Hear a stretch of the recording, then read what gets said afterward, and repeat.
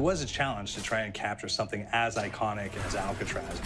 You know about this. This is arguably the most famous prison in the world, and now you're in it. Just the space, you know, the physicality of it, because it's quite claustrophobic.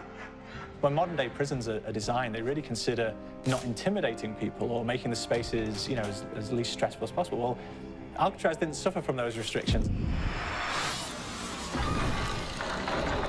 They did the research, they went out, studied Alcatraz, not just from books or internet. They were actually there to feel the environment, so it really sets a mood that gets you a little spooked. Well, we kind of started with the base layout of Alcatraz. The entire island we ended up roughing out in kind of a white box form, and then figuring out what play spaces we wanted to use out of that, what would be the most interesting areas to play in, and the connections between spaces, and spaces that the public doesn't necessarily get to go into. We really did a lot of pushing to really enhance that psychological horror aspect that we're really looking for. And this is a really good opportunity to really tell something special. Like I got stuck right through the gates to hell! This time around, I feel like it's been identified that there are these side missions that you're going to go out and try to accomplish. Al and the rest of the groups put together this escape plan, but the point is to get the parts and assemble this plane so they can get off the island. We did something new for the first time. We have actually contextual music that goes off. So that's a first for zombies. And it's all based around this horror thriller aspect. Every location will have a specific stinger that you hear when you find it, when you discover it, when you start unraveling the story, we start building on the music that you're hearing, and it's really enhancing that experience and going along with it in parallel.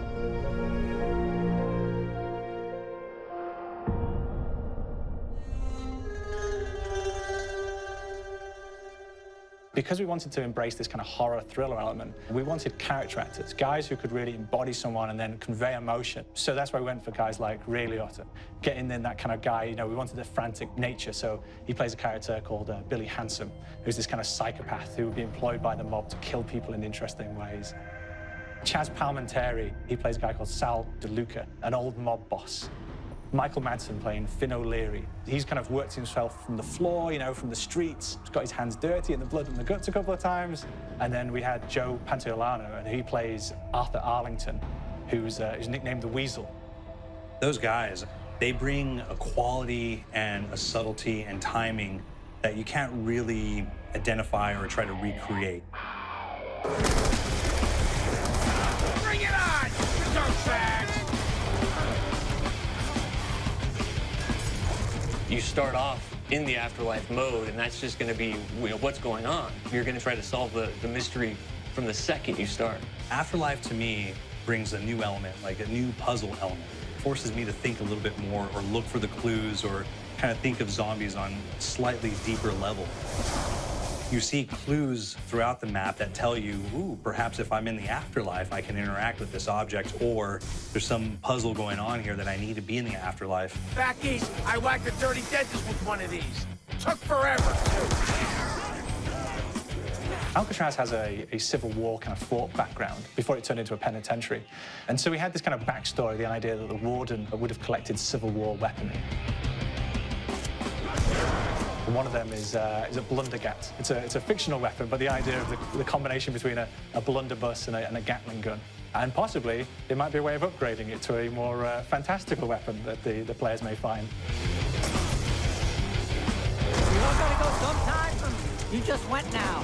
There's one main zombie, one big zombie that's going to come through and wreak havoc on your life.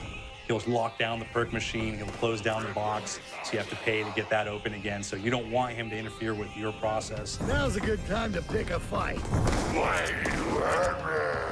It's a fun challenge. It keeps things moving forward. In terms of perks, we have a new perk called Electric Cherry. When you reload, it gives a shock around you, which scales over time. I was asking for his greaseball. There is so much to experience in this map. Every time I play it, there's a new tactic to take, a new experience, a new objective to go for. But there's also this layer of things that we aren't exactly exposing to the players right off the bat and will need to be discovered. Don't let me go. Is it the calling we hear? We've got the undead in there, we've got these historical elements, and these fantastic actors all seem to be with peace with each other in this kind of same world. So It's magical, and our team is incredibly excited by it. This is the